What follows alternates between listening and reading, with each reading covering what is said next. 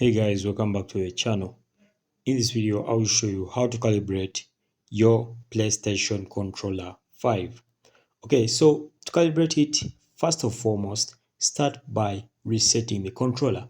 Locate the small button on the back of the controller near the LT button and then use a straightened paper clip or a similar tool to press and hold on that button for 5 seconds. This will disconnect the controller from the console and it will reset it.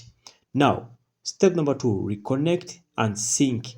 Connect the controller to the console or PS5 using a USB cable and then turn on the PS5 using the power button and then update the firmware if needed. Go to settings, go to accessories controllers and then check for any updates for the DualSense controller and install them.